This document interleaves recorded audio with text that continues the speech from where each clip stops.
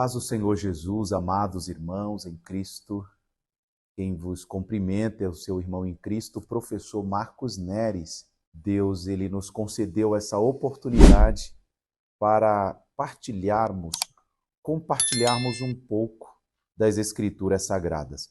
Eu tenho certeza que você será edificado.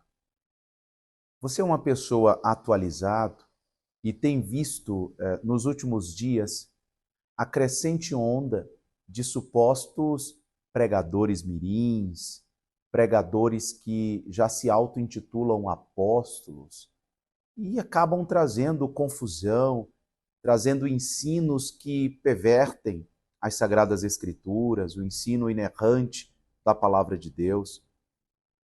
Esses pregadores se dizem ungidos, que veio por uma revelação, recebeu um direcionamento, recebeu uma unção especial e saem falando coisas de acordo com a sua emoção.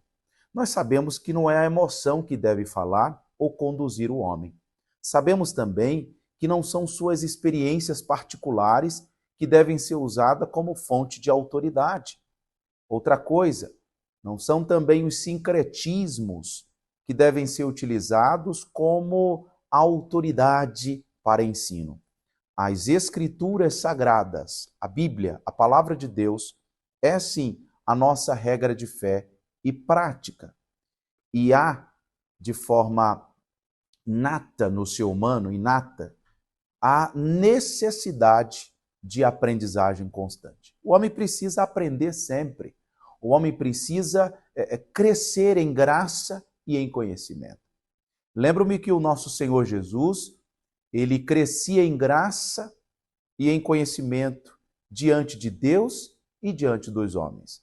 Crescimento vertical e conhecimento horizontal, ou seja, crescemos em graça, em conhecimento de Deus, em relacionamento de profundidade com o Senhor, mas ao mesmo tempo isso impele, isso nos provoca a um crescimento também na dimensão horizontal, porque afinal de contas ainda não estamos no céu, estamos na terra.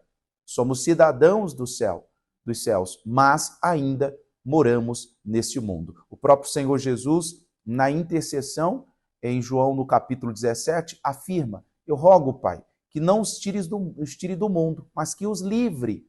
Olha que coisa, ainda estamos nesse mundo. E para vivermos em sociedade, precisamos de conhecimento, conhecimento dos mais variados. Esse conhecimento, através dos estudos acadêmicos, no caso da criança aqui em foco, ela precisa do acompanhamento dos seus pais, do acompanhamento dos seus responsáveis no processo de desenvolvimento. Quando criança, creches, a educação infantil, o Fundamental 1, Fundamental 2 e vai para o ensino médio. Precisa de faculdade, isso mesmo, precisa-se de faculdade, para não cairmos naquela conversa de que não preciso que ninguém me ensine, não preciso que ninguém me instrua. Eu senti, eu tive um sonho, eu tive uma suposta revelação e eu vou sair por aí falando o que vier na minha cabeça, muitas vezes contrariando até ensinos imutáveis da palavra de Deus. Ora, para ser médico, precisa fazer medicina. Ora, para tantas outras atividades, tantas outras funções, só precisa dedicar os estudos, à pesquisa.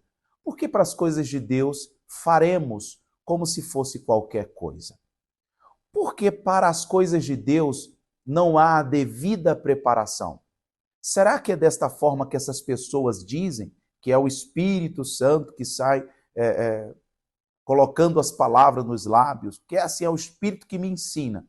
Eu dobro o joelho ali, eu abro a Bíblia, onde abrir aqui eu prego e falo. Não, precisa de uma preparação. Se nós adultos precisamos de preparação de estudo, quanto mais as nossas crianças, que são bênçãos de Deus. O próprio Senhor Jesus disse, não impeçai elas. Das tais são o reino dos céus. Criança é bênção, o adolescente é bênção, o jovem é bênção, mas todos estes em fase de aprendizagem. Precisa aprender com quem tem a experiência, precisa ler, precisa pesquisar, precisa fazer um bom curso, porque Deus é excelente e o que é feito para Deus precisa ser feito com excelência.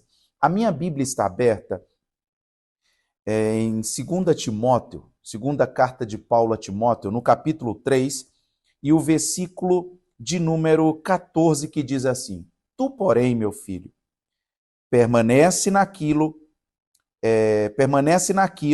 que aprendeste e de que foste inteirado, sabendo de quem o tens aprendido, e que desde a tua meninice sabe as sagradas escrituras, que podem fazer-te sábio para a salvação pela fé que há em Jesus Cristo. Olha que interessante. O apóstolo Paulo alertando o seu discípulo, o jovem Timóteo, que ele permanecesse naquilo que ele aprendeu desde a sua infância com pessoas experientes. Quais são as doutrinas fundamentais da fé cristã? O que é a Bíblia Sagrada? Quem é Deus? O que é salvação? O que é justificação? O que é perdão? O que é pecado? O que é eternidade? O que é imortalidade da alma? São conhecimentos necessários para alguém que pretende pregar a palavra de Deus. Alguém que deseja pregar, expor as escrituras sagradas, é requerido deste um preparo, um conhecimento prévio. E se não tem um conhecimento prévio, é certo que pode subir a uma tribuna, pode ir ao púlpito, pode pegar um microfone, vai falar, mas a observação é: será que a fala está condizente com os ensinos sagrados? Será que ele sabe o que esse texto significa no tempo em que ele foi escrito? Será que esta pessoa sabe que a Bíblia ela tem 3 linguagens: a figurada, a literal e a simbólica? Será que esta pessoa também sabe que a Bíblia foi escrita no hebraico, no grego e no aramaico? Esta pessoa domina pelo menos a língua do país, como no nosso caso, a língua portuguesa? Quando nós vemos pessoas com tanta pressa e com tanta urgência para querer fazer algo, é porque esta pessoa está perdida. Perdida não no sentido de vida eterna, perdida no sentido de não saber quem é em Deus. Esta é a primeira coisa. Precisamos saber quem nós somos em Deus. E quando nós sabemos quem nós somos em Deus, não há essa agitação para querer pregar, eu tenho que fazer, e atropelar as etapas. Porque quem está em Deus sabe que precisa aprender. Sentar, isto mesmo, sentar para aprender. Eu tenho certeza que o meu irmão, a minha irmã que me acompanha agora, de forma alguma aceitaria fazer uma consulta com um oftalmologista que não fez oftalmologia, não estudou, né? Eu tenho certeza absoluta que o meu irmão não aceitaria também fazer um procedimento cirúrgico nos seus olhos por um profissional que não tem estudado, apenas ostenta. Tenho também certeza que o meu irmão e a minha irmã não procuraria um açougueiro para extrair o seu dente ou para fazer um procedimento cirúrgico. Não, cada profissão é importante, mas cada profissão no seu devido lugar. E cada profissão e cada exercício requer um preparo. Quem está em Deus e sabe quem é, entende que precisa desse preparo constante. Conheçamos e prossigamos em conhecer ao Senhor. A criança precisa aprender com os mais velhos, o adolescente precisa aprender com os mais velhos, o jovem precisa aprender com os mais velhos que tenham conteúdo para lhes ensinar. Para que com isso eles cresçam, para que com isso eles aprendam, se desenvolvam e possa dar continuidade a um legado estabelecido. Paulo, quando orienta Timóteo, diz: lembra de quem você aprendeu, que são aprendizagens que te farão sábio, né, para a salvação pela fé que há em Jesus Cristo. Olha, conhecimento das Escrituras Sagradas, conhecimento bíblico. Como eu disse anteriormente, todo apressadinho, ele está perdido. Porque toda pessoa que entende a responsabilidade, que Deus é excelente e tudo que é feito para ele deve ser feito com excelência, vai entender que o tempo de preparo é maior do que o tempo de exposição. Timóteo aprendeu e só depois da aprendizagem experimentada, analisada, ele foi colocar em prática. Quando lemos em João, no capítulo 14, versículo 26, que é para refutar aquelas pessoas que dizem assim, mas é o Espírito que fala, é o Espírito que vai... Eu não tenho dúvida que é o Espírito que fala, mas o Espírito de Deus só vai falar, só vai lembrar para nós aquilo que a gente aprendeu. Se eu não sentei para aprender, se eu não tive a humildade, repito, a humildade. Para quê? Para sentar, para ouvir os mais experientes, para ler um bom livro, para fazer um curso.